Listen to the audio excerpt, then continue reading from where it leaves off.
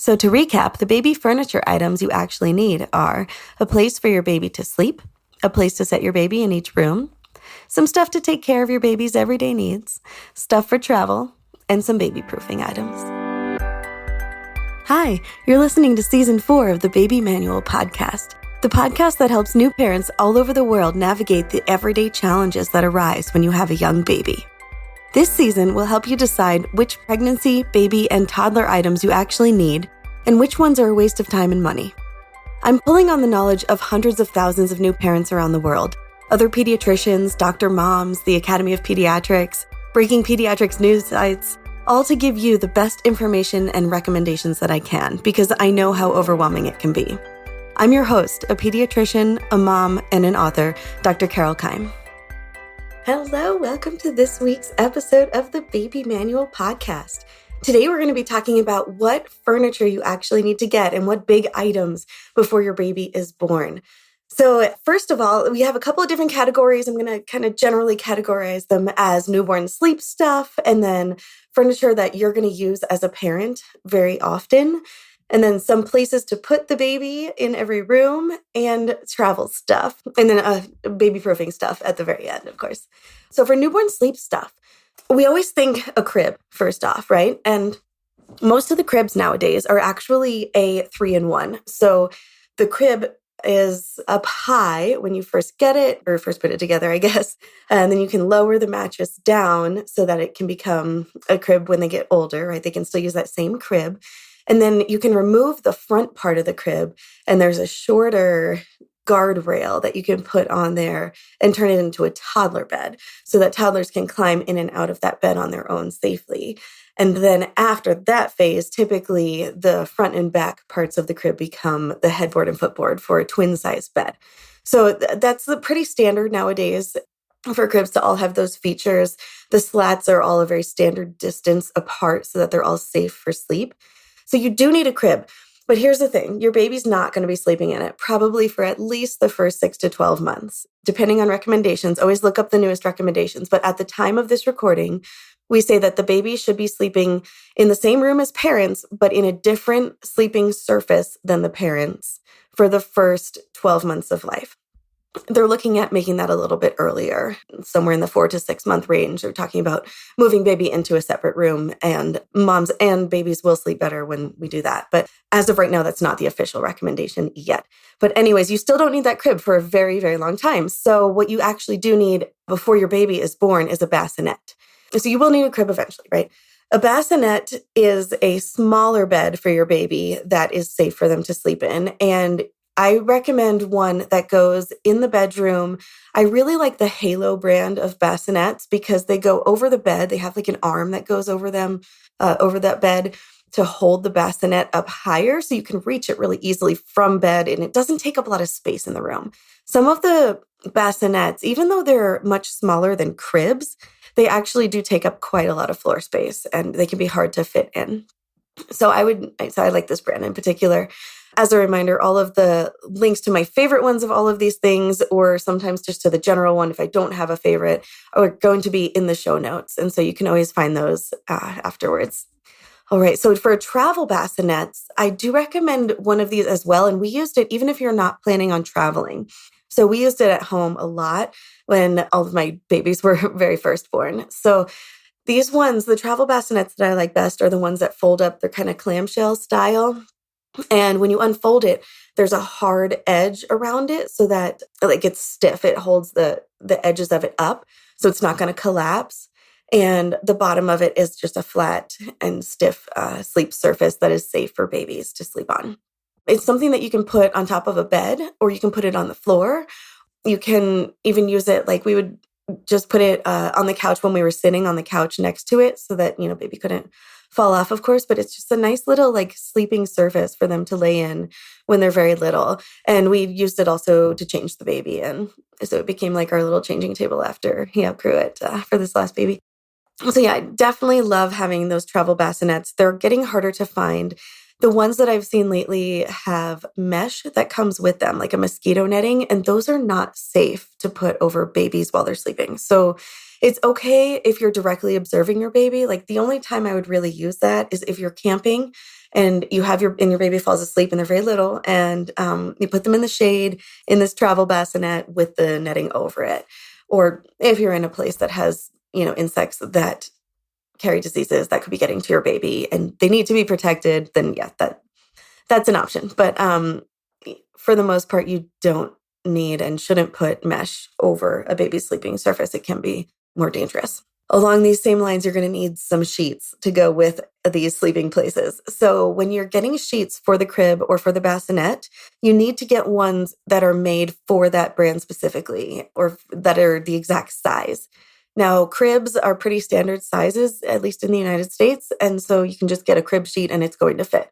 They should fit nice and snug. They should be tight. They should not bunch up, because when sheets and blankets and things get bunched up, that's when they become suffocation hazards.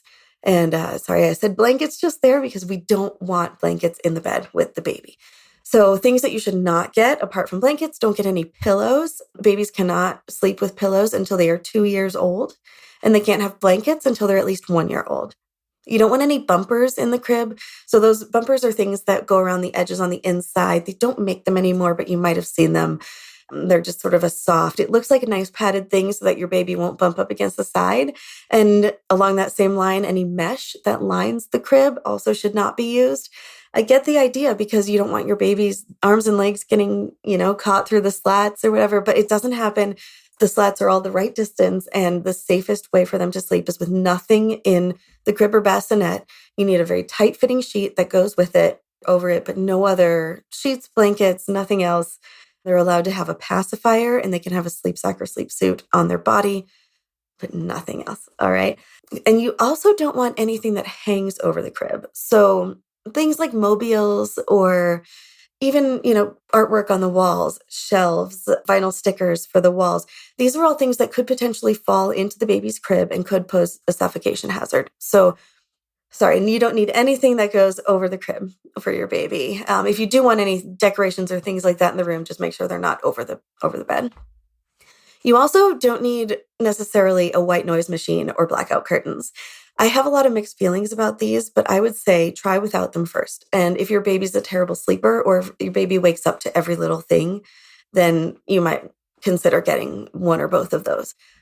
But to start off with, you don't need to train your baby to sleep with blackout curtains or with a white noise machine. And I'd say it actually builds sort of a bad habit, in that they can become dependent on it.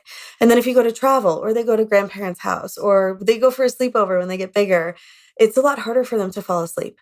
So starting off, you don't need to get those sorts of things. You also don't need any devices that play music to your baby as they're falling asleep. And you don't need anything that emits light in your baby's room, like screens. You don't need TVs. You don't need any sort of electronic devices that light up, because those are all going to interfere with baby's sleep. If you do want a nightlight in your baby's room, I would suggest one that is amber colored or orange colored, or even red, actually, because red at night, when you go in, your eyes can adjust to red light, but it's not as harsh and it doesn't wake you up as much. It's the softest of the lights. And then a yellow or amber or orange colored light is sort of next best. And that's just because when you're changing baby at night, or if baby wakes up a little and is falling back asleep at night, the red and amber colored light will sort of tell your brain it's time to still be asleep. Whereas blue light or white light, or light that comes from electronic screens, kind of tricks your brain into thinking it's daytime and tells your body it's time to wake up. And so that will make it harder to fall back asleep. All right, so then some furniture that the parents are going to use. A glider. You want to get a good glider rocking chair, one with a footstool that also glides, I would suggest, because those are just so comfortable. You're going to spend a lot of time sitting and feeding your baby in it. A nursing pillow is useful even if you're not breastfeeding. When you're bottle feeding babies, you want to sit with them in this position, in your arms, like a cradle position.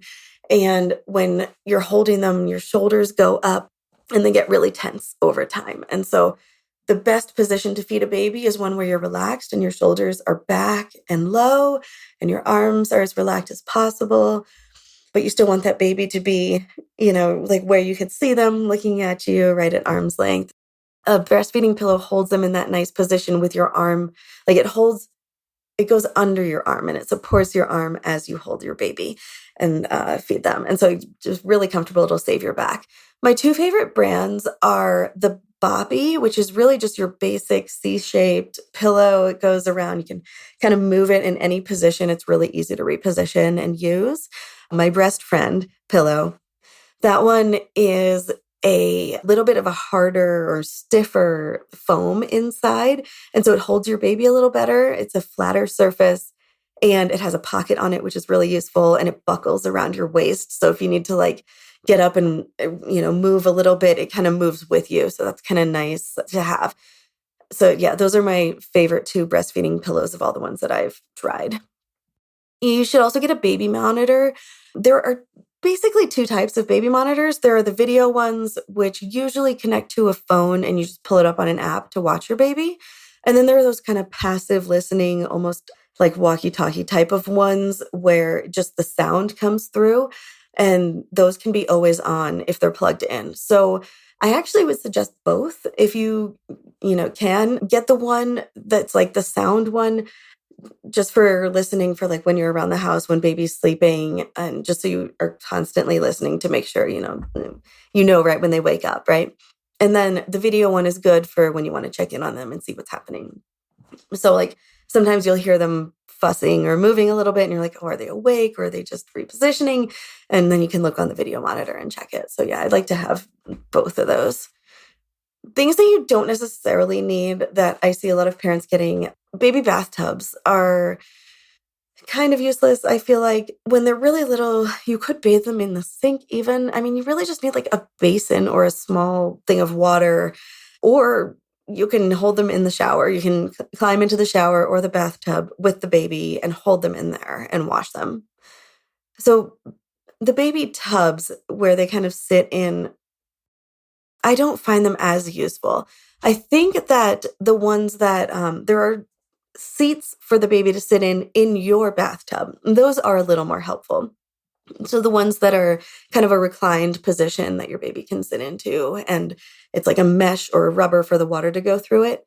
And you can like wash them while they're seating and lying there. Those are kind of handy to have. And they're pretty small too. They don't take up a whole lot of space, but you don't need like an actual bathtub for the baby. So you do need a place for the baby to sit in every room that is safe, or a place that you can set your baby down in every room. So some of the things that I would suggest for that, the Mamaroo, when your baby is really little, so the first couple of months before they're rolling, the Mamaroo is a rocker that it's sort of shaped like a nest and sort of a pod shape, and it rocks back and forth gently, and it feels like they're in your arms. So there's like, I don't know, 6 different patterns or something that you can choose from, and just different rocking patterns. So it's like a swinging back and forth, or like a bumping as you're swinging, or whatever, figure 8 kind of patterns. And I found that those are really, really handy when the babies are really small. And then when they get a little bit bigger, a baby swing that they can sit in is really fun for them. You should also have a bouncy chair for each room. And I mean, I say bouncy, I don't know if that's like the right name for it, but the thing that almost is like a hammock chair where it's, they're sitting in it, but it has like a buckle that holds them back, and they're kind of half reclined, like maybe at like a 30 to 45 degree angle.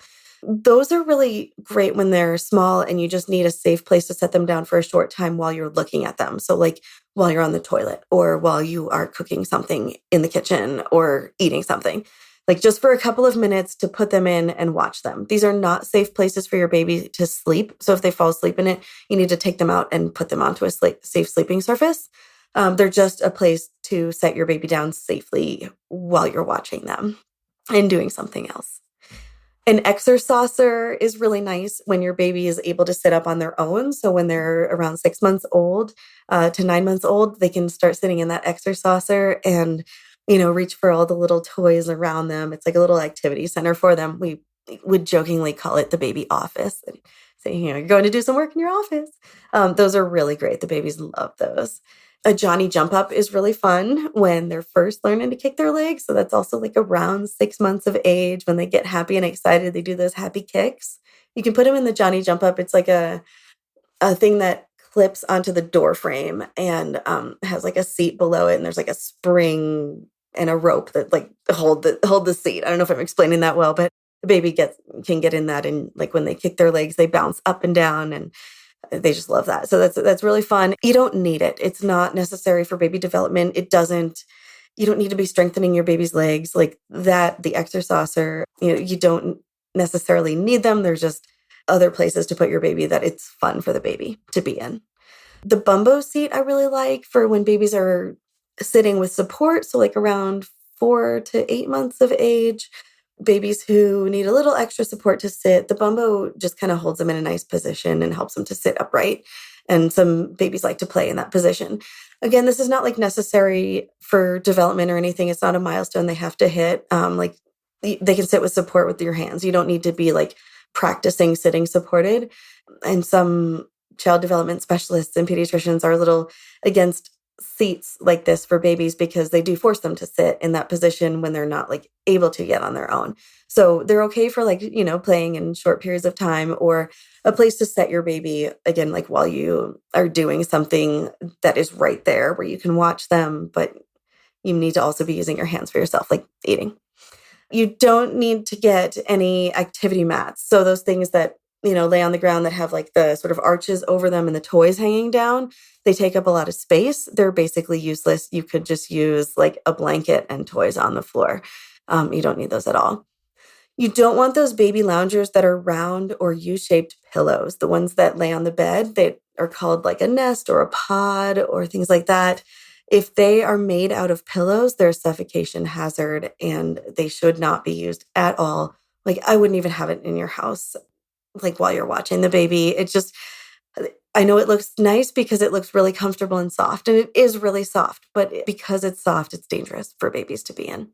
And remember, don't ever leave your baby unattended in any of these places that I just mentioned for your baby to set down. It's really a safe place to put your baby while you are watching them. Okay, so then travel stuff, you need a playpen, and the Pack and Play is the most popular. There are now just like so many different types of playpens and Pack and Plays, and really any travel playpen is fine. It should be baby safe. So what you're looking for in a playpen is something that goes on the inside that lays down like a mat that folds down that's fairly stiff. You don't necessarily need a sheet with these, but if you are going to put a sheet in it for your baby to sleep in it, make sure it's one that is made for that one specifically. Because again, we don't want it bunching up because that's a suffocation hazard. With the playpens, you don't need a playpen that has a bassinet in it because that's just not as safe. Like it is so much safer just to put your baby down inside the playpen to sleep. I don't like those bassinet ones. There are many other features that are optional with these playpens. You can decide if you want any of them. Honestly, really, I just like the inside part of the playpen. I think that's the easiest, the safest. You can always put your baby in there. You'll use it for several months. You can put them in there with toys when they get bigger. It's a nice, safe place to contain your baby. And you can use it as a travel bed for your infant. So it's nice.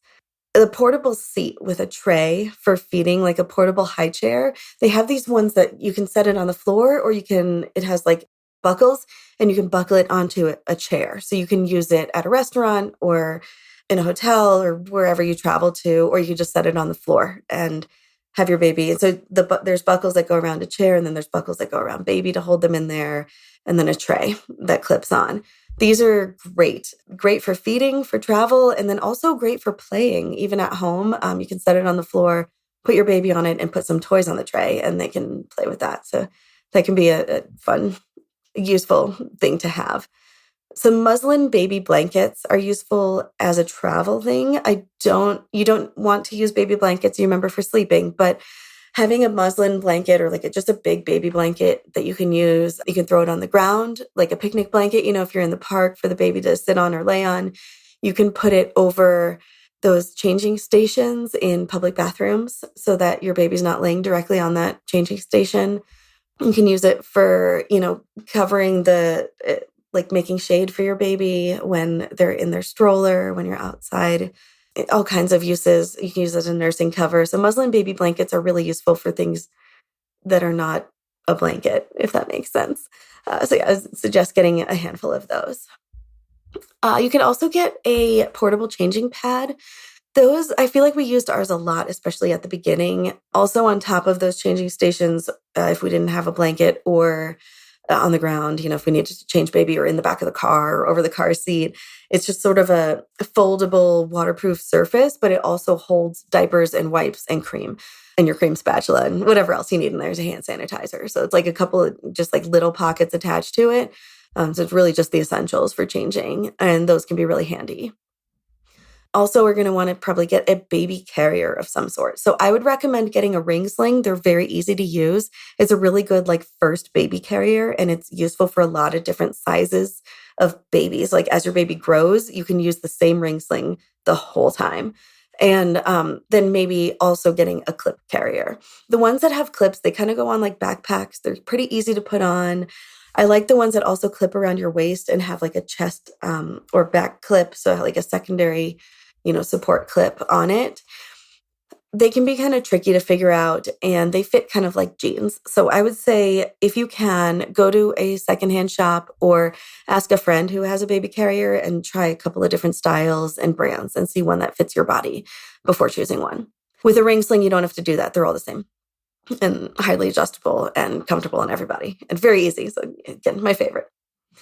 All right, baby-proofing items. So things that I would suggest definitely for baby-proofing: wall anchors for furniture. Wall anchors are things that you stick it to the furniture and to the wall, so that if your baby starts to pull up on something, like when they're learning how to stand, or if they're learning and they are starting to climb, if they climb on a bookshelf, a chest of drawers, if they pull the drawers out and then start to climb on those, the whole dresser can fall over, and babies can get crushed and killed by furniture. It's really scary, really dangerous. So definitely you should get furniture anchors. Outside of that, baby gates are the next, I'd say, most important thing. So baby gates are to keep your baby away from the most dangerous areas of the house. The best way to baby-proof a room is to keep a baby out of that room.